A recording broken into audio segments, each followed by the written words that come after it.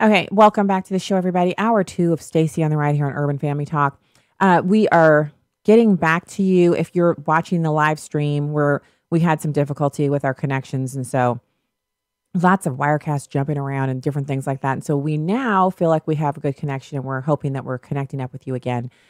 So bear with us, and what a second hour we have planned. We actually have a lot to discuss this hour. You just heard the Numbers USA ad on immigration. And this ad is not new, but I play it for you because in the conversation that we're having from first hour and continuing through to now, we have got a real issue here. And the issue is that our politicians no longer seem to respect our wishes on whether or not we should have 500,000 people a year or our current numbers, which are 1 million a year. And that's including the people who come in through chain migration. So if Americans wanted 1 million people a year to come into this country, that would definitely be something that would show in the polls, but it doesn't. I wrote about this last year for the Kansas City Star. It was an article that I did about Missourians. People in the state of Missouri were polled, and it was quite a sizable number of people. And those people came back and said, look, sorry, we're not interested in increasing immigration numbers. We'd like to see them reduced. And I know on a number of occasions, we've had people from the Cato Institute on the program, and they always say, well, Americans don't always know what's best for them. Should we have listened to them when they said they didn't want to abolish slavery? Should we have listened to them when they said they didn't want to desegregate, K through 12 education? Should we have listened to Americans when they said they didn't want to desegregate their cities and towns and their neighborhoods? Wow. So immigration levels rise to the same level of importance as whether or not people who are all human beings should live in the same neighborhood or go to the same schools. I find that to be a false equivalency. And so I don't appreciate people throwing the fact that I'm Black into my face as if to say, at one point, nobody wanted to live around you either. It's not the same thing. It's not that Americans are saying they don't want any immigration. It's not that they're saying they want to kick immigrants out of the country. They're saying illegal immigration is at all-time highs, and therefore we need to reduce all immigration until we get the problem under control. And Americans are also expressing a desire to have immigration at levels where assimilation can occur. That's something that you don't hear these think tank people talking about. Immigration without assimilation is invasion. Oh, there we go. So people are going to think you're some kind of radical. It's not radical at all to just look at the history of this country and how well we've done in comparison to other nations in assimilating our immigrants and the pride that we take in having so many people here who've come to be a part of the American dream. And the fact that our American citizenship in and of itself is not an ethnic thing. So, because the whole thing about being a German is that you are of that ethnic background. That's what Germans are. They're a people group. Americans are unique in that all you need to do to become an American is to come to our country and love it, abide by our laws, and believe in our Constitution. So your ethnic background does not preclude you from being an American. I can go to Germany. I can emigrate there. I can renounce my American citizenship. I can speak German. Ich spreche ein bisschen Deutsch as it is. And I can live there as an expat. And I can say I'm a German citizen. I can apply for citizenship and get it. But I can't be German. I can't be of German descent. We don't have that kind of barrier here in America. And we're proud of that. So there's a huge difference. And I think it's really disingenuous when we have these kinds of conversations with people who are pro open borders, pro, immigration. When we have these conversations with them and they say these things, I'm telling you from it's my gut feeling on it. It's a disingenuous argument. We're talking about eminently qualified individuals with fantastic educations and backgrounds that, academically are stunning. These people are intelligent. And so when you take the argument down to, at one point, we didn't want Black people to do X, Y. Should we have listened to Americans then? That's not a valid retort to Americans want to see less immigration. Because that really means in the state of Missouri, the state of Missouri is not 100% white. It's not a homogenous state. So if they polled, as most polling mechanisms do, which they did, and took a cross section of all Americans and found that a majority of them wanted lower immigration, that means there were some blacks who wanted lower immigration. There were some Hispanics. There were people of many very different backgrounds who wanted lower immigration. So again, that's not a proper retort, and it doesn't add to the conversation, and it doesn't win the argument for that side. So we listened to Numbers USA talk about what Americans want in the way of immigration, lawful immigration into the country. Now, I want you to listen to this CNN contributor comparing National Guardsmen who are being sent to the border. He's comparing them to the TSA. Again, that ain't going to hunt. That dog won't hunt. It's number 3. The point is the president has a predicate for sending troops to the border. He can just look at these numbers. He can reveal these. That may not have been his motivation, right? But other presidents have done this. So how significant? That's right. I think it's significant politically more so than operationally. I don't think we're going to look at the next round of numbers and see it drop down to 16 or 14 or 13 or anything like that. And it's not intended to. This is I would call security theater. It's akin to what you see at the airports where, you know, they make you take off your shoes and hop on one foot and do all kinds of stuff to try and make everyone feel as if some effort is being made to secure the nation. We know, though, from the experts that that's not really what's going on here at all. This is not simply a matter of if there's a wall there, if there are troops there, then you can stop people. And if it's not there, they'll just come flooding in. It's really a lot of push-pull factors that are a lot more complicated. On the other hand, complicated is not how you win elections. This is election year politicking. And what he wants is the image. What he wants is the number. What he wants is a discussion like this so that his base will hear that the president is meeting one of his promises. Okay, so now we're seeing really this is the game is afoot, as they say.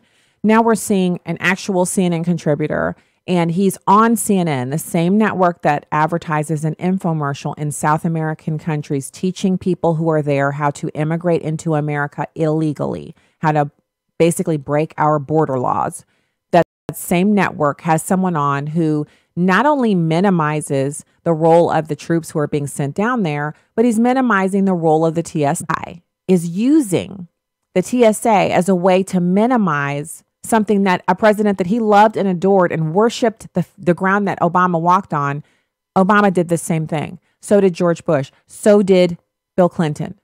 Hillary advocated for it in her numerous presidential runs. So it go down. I'm pretty sure the numbers aren't going to go down significantly because you guys are running ads in South America telling people to come up here. Maybe CNN should stop running those infomercials. And that's the big deal here, isn't it? We have people inside this country, international news organization headquartered in Atlanta, Georgia, advertising for people to come here and break the law. Isn't there a law against that? Free speech? I don't think so. There has to be a law. I mean, if you think about how many laws there are that you could be breaking at this very moment that you don't even know, there has to be a law that prohibits someone, a media organization, from running content in a country to encourage foreigners to break American laws. So many problems, so little time. So where would we get the actual time to do something about that action? So I'm going to encourage you guys, please share the show. If you're on Periscope, if you're on YouTube, if you're on Twitter, any of that stuff, share the program so people can find out what's going on and they can see the program and partake. Really, really excited about being on Periscope in addition to our other streams. And so I want to get over to the Democrats and what their leadership is saying they will do if Republicans stay home in the fall and the Democrats turn out because they're angry and they want retribution, they want to resist. What will the Democrats do?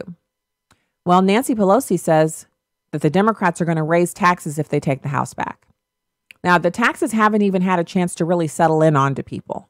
But this is something that everyone needs to think about. If you have your paycheck and it's fatter because of the tax cuts that the Republicans just enacted and President Trump signed into law, Nancy Pelosi is saying she's taking that money back from you if she takes control of the House.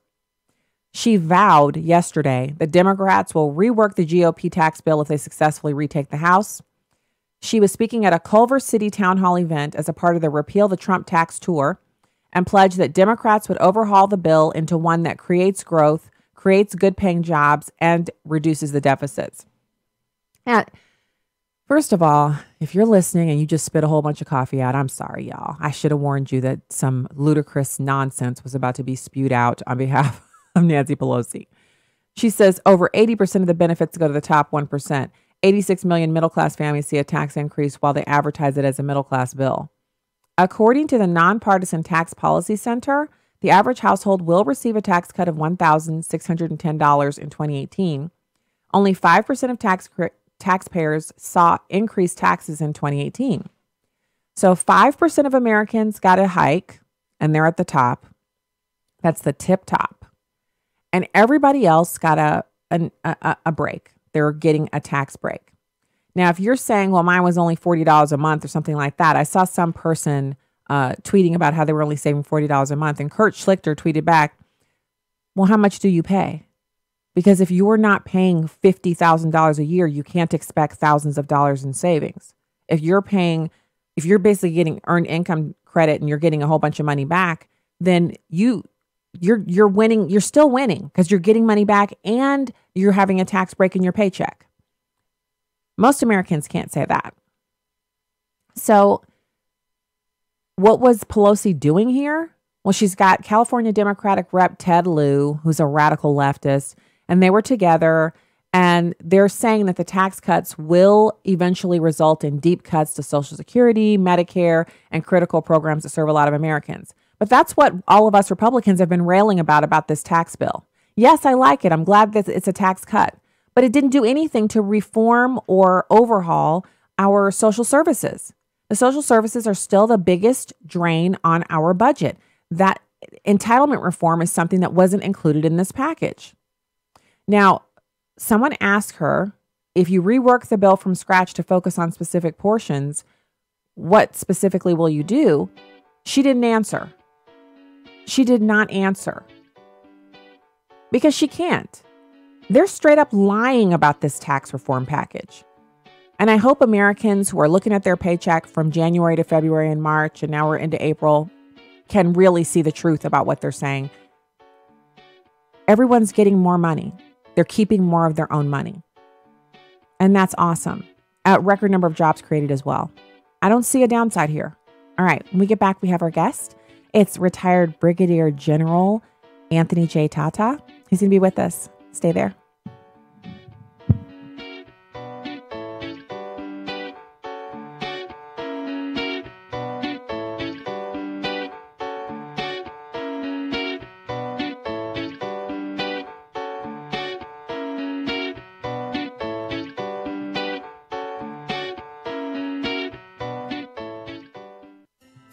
You're listening to Share-a-thon 2018 here on Urban Family Talk.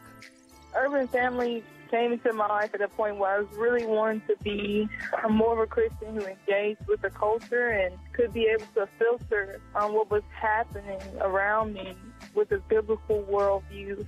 It's been such a tool for discipleship for me, something that I can come to every morning and just glean truth and glean wisdom. And I really, really sincerely appreciate every single show and every person on there. It's actually been helpful for me and my family as well. And please support this ministry and continue to give to this awesome ministry that God is using. Thank you so much.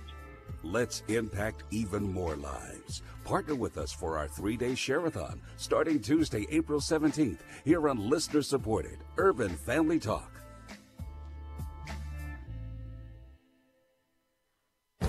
This is Viewpoints with Kirby Anderson. During this election season, we will once again see how divided we are as a nation. We see a map of red and blue states and even have maps showing red and blue congressional districts.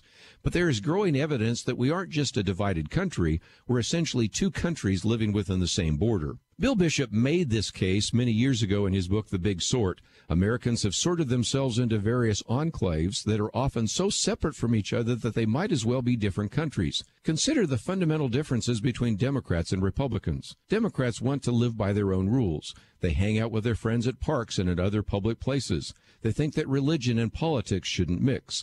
Democrats watch Sunday morning news shows and late-night television. Republicans go to church. They spend more time with family, get their news from Fox News or the radio, and own guns. Republicans read sports and home magazines, attend Bible study, frequently visit relatives, and talk about politics with people at church. They even differ on their preference of pets.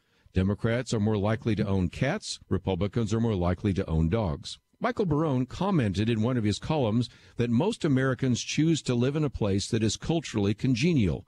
Most people in the San Francisco Bay Area wouldn't consider living in the Dallas-Fort Worth Metroplex, even for much better money. Most Metroplexers would never relocate to the Bay Area. I lived in both places and can validate Michael Barone's conclusion. Yes, we're a divided country, but we're more than that. We are essentially two countries within the same border, hardly on speaking terms with each other. This is the challenge for any politician in America. Trying to bring people together is difficult when we're essentially two countries within the U.S. border. I'm Kirby Anderson, and that's my point of view. For more information about issues covered on Viewpoints, visit pointofview.net. Pointofview.net. Welcome back to Stacy on the Right on Urban Family Talk. Welcome back to Stacy on the Right. Hey guys, go to stacyontheright.com and hit the subscribe button. And also, watch out for cool new things that we're going to be doing. I have something new that I'm going to have up on my website shortly, and I hope you guys will share it. And like all the content on the show, please share the show on Facebook and also on Twitter. Share the program. So welcome back to the show. It's really just great to be on a Thursday. I'm feeling so much better than I was yesterday. Praise God. Yesterday was a rough day. Today, so much better. I'm so grateful when you're not feeling well, you pray about it. You're like, Lord, please help me. I'm feeling good, y'all. So very, very, very grateful for that.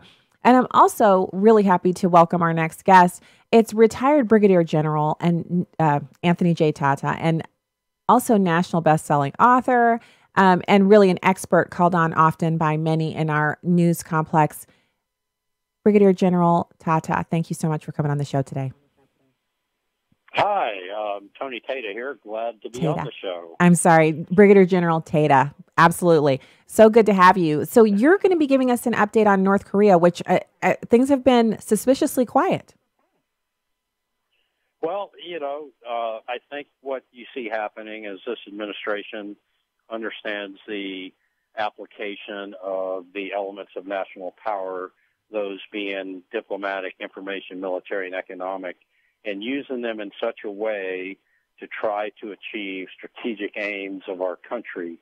And so when you have professionals such as H.R. McMaster and General Kelly and Secretary Mattis, right next to the president, what you see is people who have been trained in the art of warfare, and the art of warfare spans everything from economic all the way up to a hot war and everything in between.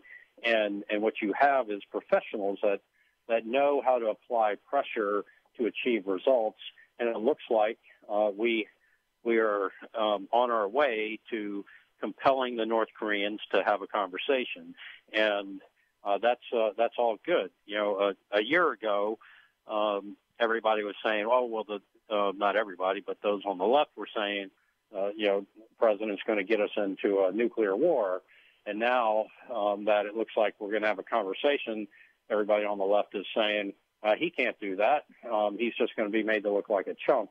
And so at the end of the day,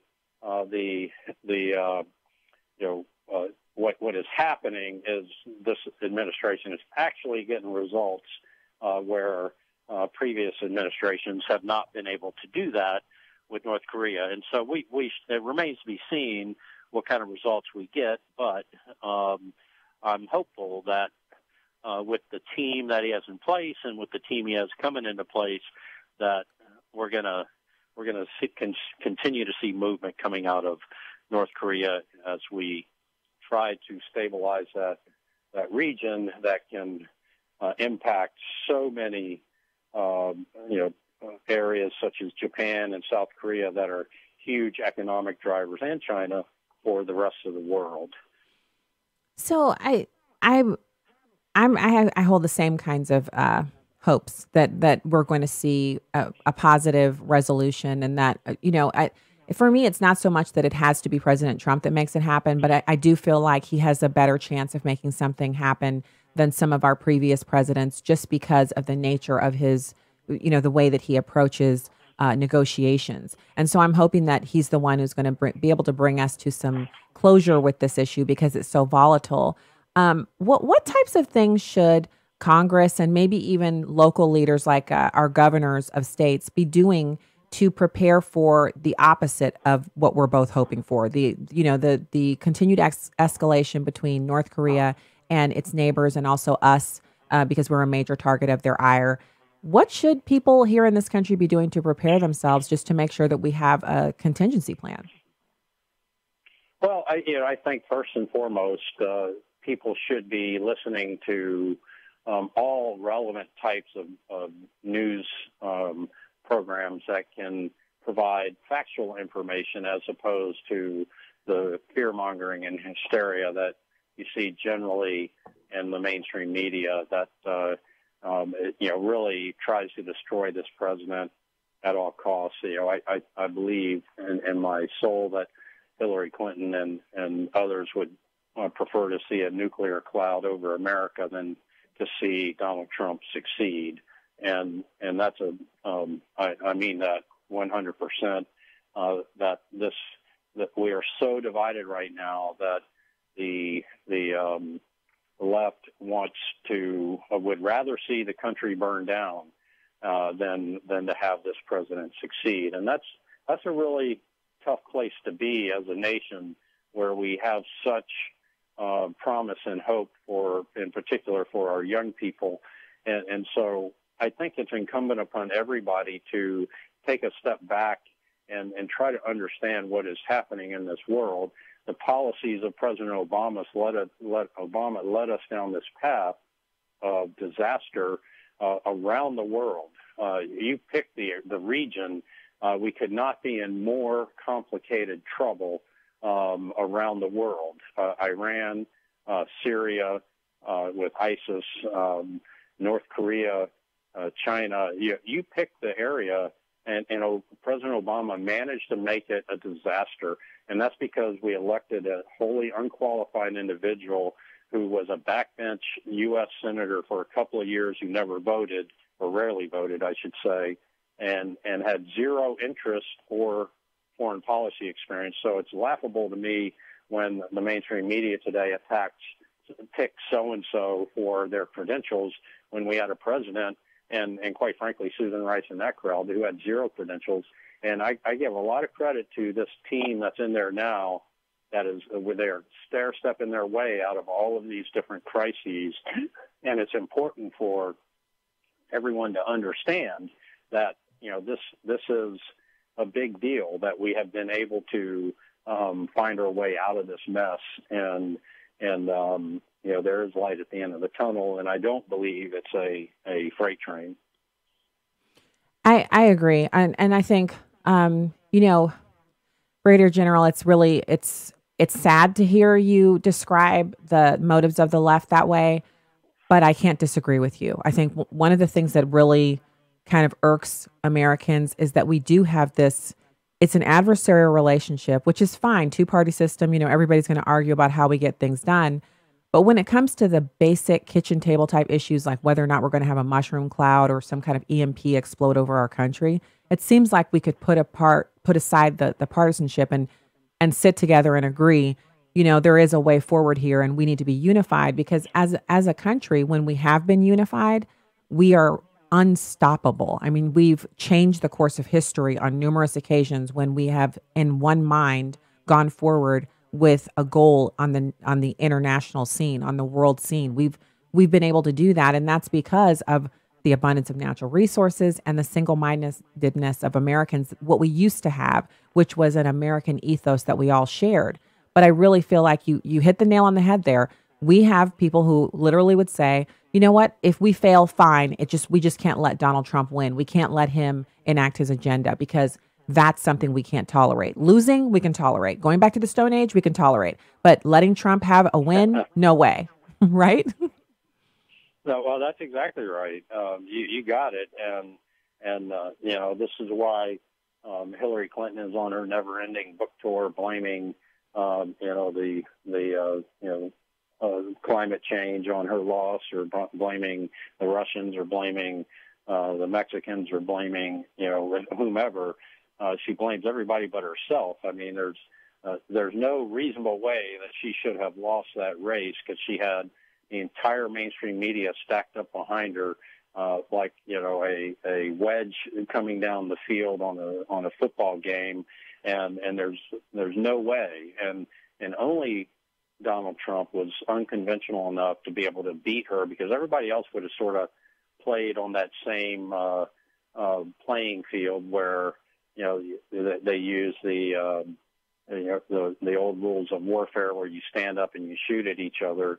And President Trump and then candidate Trump had, an insurgency that, was able to, thank God, fell the Clinton dynasty. And look at all of the stuff that's coming out now that gets buried. It can't get buried fast enough by the mainstream media, because the media has to bury it, because they're complicit as well. And so if they don't bury it, if they don't cover it, then it, supposedly goes away, and their, complicitness with with some crimes, much less just complete utter bias, is revealed. And so now there's absolutely no pretension that there's no covering up. Everybody is unabashedly either left or right. And as you talked about, there's very little center left, even though there are a lot of voters in the center.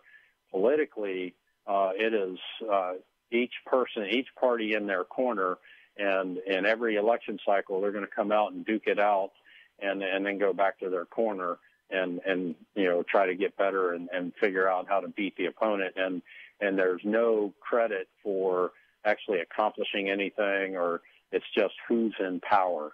And it's all about the power struggle, because the left wants this agenda that will transform this nation, that Obama was well underway of transforming this nation into a borderless, not even a nation, an open society where it didn't matter where you came from or whatever, you were here, and it didn't matter if you were legal or illegal. It just and everything is free, and Obama took us very far down that path. And in my field of expertise, as far as foreign policy goes, it was a complete, utter disaster. And thankfully, we've got an administration that's focused on how to stabilize the world using American strength instead of American weakness. President Obama's philosophy was a weaker America makes for a stronger world, and he truly believes that.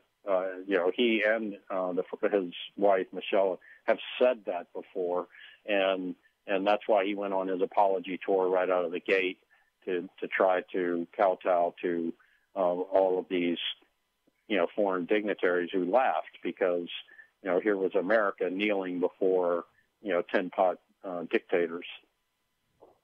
Yeah, I'm exhausted by all of it. I just think so. We can save our partisan fights for the domestic issues, and then on the foreign policy front, it's almost as if we need to declare a truce or like a pinky swear or something. And you kind of come to the table and you're like, okay, we're still fighting. We still disagree on gay marriage and or abortion or whatever the domestic policy issues are. We still disagree on those. But on the issue of whether or not we should maintain a modern lifestyle and not be utterly destroyed by some crazy fat dictator in North Korea, we're going to sit down and we're going to figure something out. We're going to make that part that's something we're together on. I mean, you see this kind of behavior in almost every relationship. When you have a board of directors for a corporation where people are fighting and there's a lot of factions going on, but when it comes down to whether or not the company should exist or whether or not the company should take advantage of a deal that will make everybody on that board magnificently richer, they put down their little swords and they get down and they make a deal. They work together. Why can't we do that in Congress? I mean, I'm looking at the last few news pieces with the Democrats. They stymied the bill to take care of American veterans. They're shutting down any move to protect Americans by sealing the southern border. I mean, there's so many things where they could say, we're partisans and we don't agree with Republicans, but we definitely want to protect women and children from being trafficked into this country. We have some standards, but they don't appear to have any. No, they don't have any. The only standard is how do they best gain or maintain power. That's the only metric by which you can, measure our politics anymore. That is the only metric that matters in politics. And not from my perspective, but I'm just calling it as I see it. People are making decisions 100% based on the acquisition or maintenance of power. And there's very, very little to do with what's good for the people they represent. And it is rather stunning and as we watch it, because it is just one of those things that is really it's sad to watch as we watch our society denigrate into this disrespectful posture. Half the country is extremely disrespectful to the president, and I know that on the right side of the ledger, politically, even though the president, when Obama was president, even though I disagreed with nearly 100% of everything he did or said, and particularly the sneaky politics he played by uncovering guys like General Mike Flynn, who's the great American patriot, before he left office, and all that sneaky stuff that's illegal that they did. Even notwithstanding all that, I was still respectful of the office of the presidency, and you don't see that from the left. And what you don't see is that, I can remember that debate moment where Hillary Clinton said, "Donald, will you accept the election when it's over, the results of the election?" And Trump said, "We'll see." And Hillary Clinton cannot accept the results of the election because, she said she would. But it's clear that she hasn't and won't. And she's going to live in this fantasy world that she somehow was robbed of the presidency by something other than her own incompetence. Yeah, well, we're going to have to just keep tracking her because she's not going away, and we might as well accept it. Thank you so much. Brigadier General, a pleasure to speak with you. Hope to speak to you again soon. And we'll be right back with more after these messages. What does it take to be a sports success and a team player? Here's Pro Football Hall of Fame coach Tony Dungy with today's Uncommon Moment. Hall of Fame quarterback Troy Aikman is one of the most accomplished passers ever to play the game. But Aikman believes he never got to show what he was really made of. His halfback, Emmitt Smith, holds the record for most career rushing yards. He's widely considered the greatest of all time. That meant that the Cowboys' offense was balanced and didn't have to rely solely on their quarterback like the Dolphins relied on Dan Marino or the Packers relied on Brett Favre. But Aikman was humble enough to play to the best of his ability on every snap, even when he wasn't the one getting the glory. Sometimes, uncommon teamwork means helping others to shine brighter than yourself. Tony Dungy, best-selling author of Quiet Strength and the Uncommon book series. Discover more at CoachDungy.com. My name's Sean. Drugs and alcohol got me kicked off the college football team. But at Teen Challenge, I finally found a way to kick my habit, and now I'm drug-free. If you know an adult or teenager who's struggling with a chemical addiction, Teen Challenge can help. Call us today at 417-581-2181 or reach us online at teenchallengeusa.com. This is Urban Family Talk. Hi, my name is Reggie Rogers, the host of Power Jam's Wake Up Show. What, y'all? Don't leave us out, Brother Rogers. I'm saying. Mother, I wasn't going to do that, but along with me, join the Break Fast Club. Hey, y'all. Holla! Ready on the left, Brother Rogers. Amen, Jose. Join us each and every Saturday at 8 o'clock a.m. and again at 8 o'clock p.m. right here on Urban Family Talk. Power Jams. The Wake Up Show.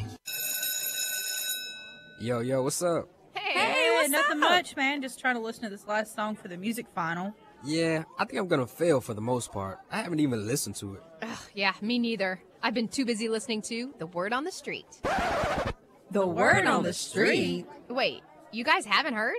No, I haven't heard of not it. me. Not that one. Well, check this out.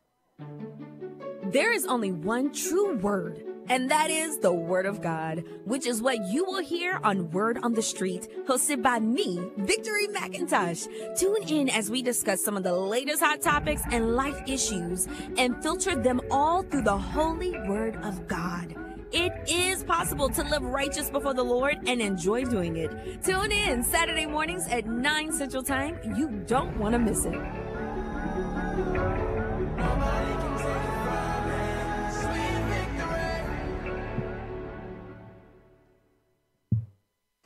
This is Stacy on the Right on Urban Family Talk. What we really need to do, or perhaps Washington and the state leadership needs to do, is sit down and have thoughtful discussions about what is the right solution. What's not only legal, but what's also compassionate. I came to this country 45 years ago with me and my mother, okay? 45 years ago, we were not offered sanctuary. We were not offered an easier, softer way, okay? We were told you have to be an American citizen, and here's what you have to do. And we did it. Please vote to support the motion. 4 yes votes. This is the right thing to do. You know, I was elected mayor to keep the Constitution, to uphold the Constitution, and to keep our community safe. I am committed to do that, and that's what the council did today.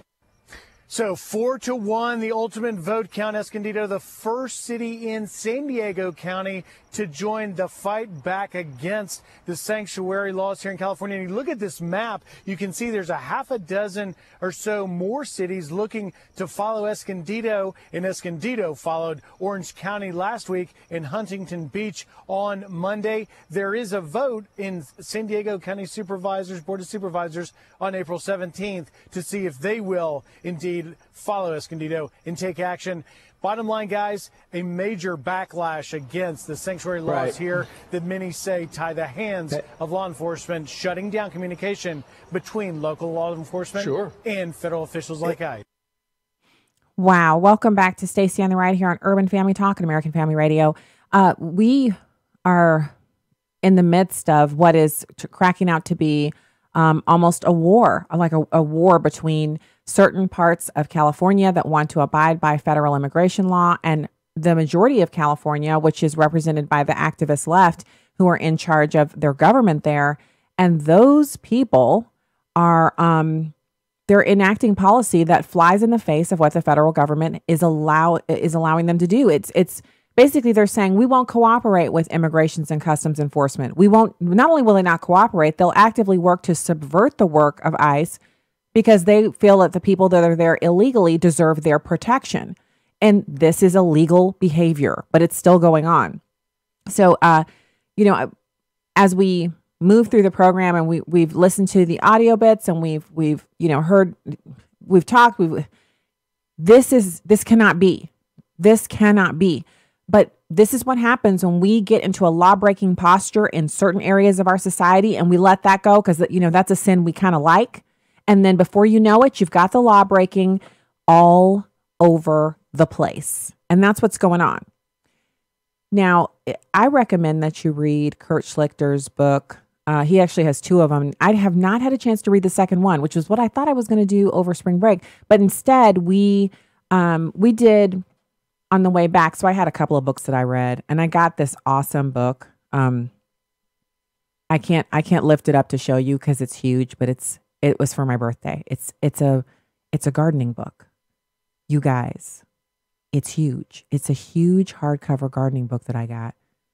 And so I'm not going to lie, I spent a lot of time looking at that. But we did actually get a chance to listen to on Audible. It was an amazing book. Now, it's written by a leftist, and he does have a couple of chapters in which he does some he's like, well, President Obama, blah, blah, blah, and some other garbage. But the name of the book is The Power of Habit, and it's by Charles Duhigg. And it is a great book. First of all, there are some things in there I didn't know. One of the things I think, if you're going to think about this book, think about listening to it, please listen to it on Audible, because the man who reads the book, his name's Mike Chamberlain, and he reads a lot of books. We've listened to other books that he's read, but in this one, his style of reading really kind of goes with the content pretty well. Some of the content can get a little heavy, but because Mike Chamberlain has a little bit more of an upbeat presentation, it helps the book to move right along, and you don't get tired of listening to him. And so the book is called The Power of Habit, and it's about how our brains work.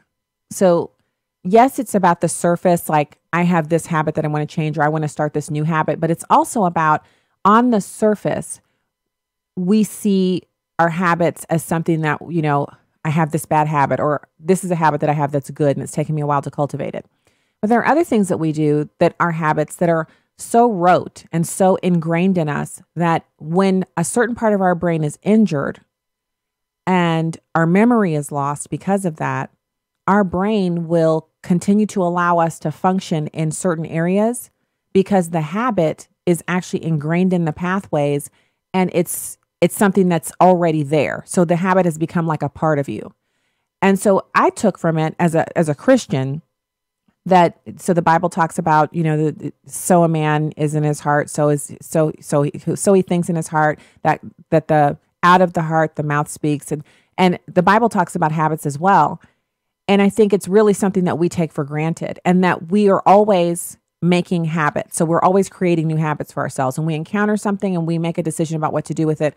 And then we make that decision repeatedly over time, even if it's at a subconscious level, our reactions, these are habits. And so they become ingrained in our brains. And in order to change them, you have to actually stop. Like he was talking about, they did some studies on people's eating habits. And that is the reason why I actually wanted to download the book and listen to it.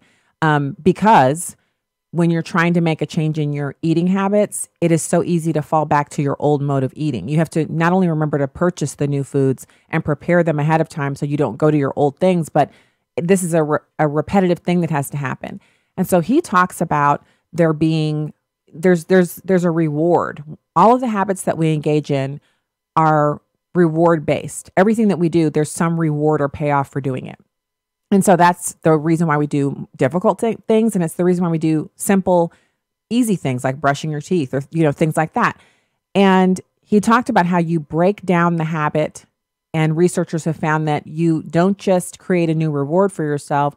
You have to break the habit down and track it so that you can stop and abbreviate where you would normally go to that normal habit and replace it with something else. And so it went so far beyond that, because I thought that was pretty much all I was going to get to hear about was like food, smoking, drinking, the basic habits that people are always trying to adjust or change. And he went so much further than that and told stories about different organizations that have been radically changed. The Environmental Protection Agency.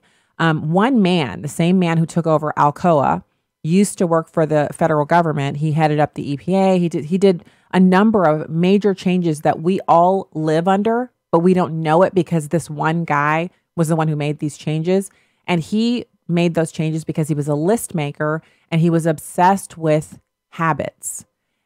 He calls them keystone habits. And so he made changes to organizations by focusing on one area alone and changing the habits surrounding that one area, and then watching the changes ripple out through the whole organization. And so I recommend the book highly. You can just skip through the parts where he's like totally kissing up to Obama. And there's some other little parts in there where you can just, that's the joy of Audible, is the same way that you would flip through the pages in your book. You can just hit the fast forward 30 seconds button 3 times and then listen and see if he's still there talking about that or if it's something else, and then move on. I would say 98% of what was in the book was helpful and very interesting and things I'd never heard of before. And for a book of the length that it is, 'cause it takes about, I think, 10 hours to listen to the whole book, it's worth it. And so one of the things that I've been trying to do for keeping up with the reading, because the more social media you do, as Kira was saying, she's hoping to see she expects to see all of us kind of go back to some more normal interactions, things we used to do before we became so obsessed with social media. I hope so, because I've been kind of logging my time, just kind of trying to keep track of it and seeing that I'm actually spending more time on social media than I'm spending reading actual books. So I read a lot on social media. I read a lot of articles and white papers and things like that, but I don't dig into books the way I used to. I used to read a minimum of 4 books a month. And now, I mean, it's a struggle to get 3 in, or even 2 some months. It's like 2 books. I don't even know where the time went. So listening to them on Audible is a way to replace that, that time that, you're in the car, and often you're in the car for a half an hour at a time. Then that's a half an hour chunk of that book. And it also gives you a break in between listening sessions to kind of ruminate and consider what you heard when you were listening the first time. And so I just can't recommend this book enough for the content and for the things that you'll learn about how powerful our habits are and how much control we have over what habits we choose to start, stop, and how the shifts in our habits are really, sometimes we talk about things that we do or situations that we find ourselves in as if it's out of our control. I don't know why I keep doing that. I don't know why this keeps happening to me. I don't know what's causing this. You're in something's happening and you're like, I wonder how that happened. Well, I made a decision. I made a decision for that to happen. And so when I make those kinds of decisions and then I see the results of those decisions and I don't like it, the response on my part should be, I need to change that. And so the book actually outlines how you can make those changes, and it supports it with studies that were done on, I mentioned the weight loss aspect. People who had successfully lost weight and kept it off for, decades, they all had certain habits that they undertook. And the one that I found most fascinating in that segment was that women who lost weight and kept it off permanently, so they had a lifestyle change, they all were breakfast eaters. And so, the big thing right now is intermittent fasting and keto and things like that, where you're not eating breakfast. And they found that people who lost weight without eating breakfast and kept it as a lifestyle were much less likely, like by huge margins, they were much less likely to keep the weight off. But women who undertook a weight loss regimen as a lifestyle change and became walkers or runners, or, some of the people did yoga, whatever they were engaged in for their physical activity, they found something to do that they liked. And then they kept a balanced diet. And that diet included eating breakfast every day, that they had permanent weight loss that was lasting over time. And it was a lifestyle change. So I thought that was pretty fascinating. And so there are just a ton of other things in there. He covers so many things, and interspersed throughout, there's a lot of discussion about the way the brain works, the way the human brain takes over for certain things. And then the reason it does that is because this, I thought, was pretty fascinating when he was explaining it. But it makes so much sense, is that if our brains had to do every single thing that we do on a daily basis, like you get up and you decide you're going to sit up and stand up and walk into your bathroom and, take care of your toilet for the day. You're going to brush your teeth, obviously, and wash your face. You're going to take a shower, things like that. If we had to actually manually think through every one of those items on a daily basis, there would be no brain energy or brain space left to do more complex tasks. So what the brain does is anything that you do frequently, it creates almost like a script for it. And then you can do that thing without thinking. It's something that your body can execute without you really thinking about it, so that your brain space is freed up for you to think about more complex tasks. And the more of those habits are ingrained, the more brain space is freed up for that complex, higher order thinking, decision making, et cetera, et cetera. And so he talked about studies that they'd done on people who'd had brain injuries, and they were unable to access those habits. That part of the brain where those habits were stored was destroyed. And so they lacked memory. So every time they would have an experience, it was like they were having it for the first time. And they thought that because that part of the brain was destroyed, they could not make new habits. But it turned out that they could. They didn't think they could because it took so long. It's a much slower process for that person because that area of the brain has been destroyed, but they still can create new habits. And they might not be able to describe what the habit is that they've created or how they were able to find their way back home after so many months of being completely lost. If you step out the front door, every time they would leave their house, they were lost. But then one day they went out and took a walk through the neighborhood and came back home. Their mind took longer, but it eventually created a script for leaving the front door and walking around the neighborhood and remembering which houses lead back to the home. So it's amazing. It's a real eye-opening look into what the brain can do and how much we really don't consider the role that habits play in our lives, and we don't give it an opportunity to kind of guide us on changing habits. We just assume this is something I can't change, but that's not the case. So great book. I recommend it highly, especially on Audible. It's called The Power of Habit by Charles Duhigg, Duhigg. Guys, I've been totally off on the names the past couple days, so my pronunciation may not be correct, but the spelling is Duhigg. It has a yellow cover with a guy in a circle flying out of a little rat wheel. So it's a good book, The Power of Habit. And that's the show for today. It has been a pleasure to be with you. Please share the show on your social media, and I'll be back with you tomorrow for Friday's Stacy on the Right. Have a great evening. God bless.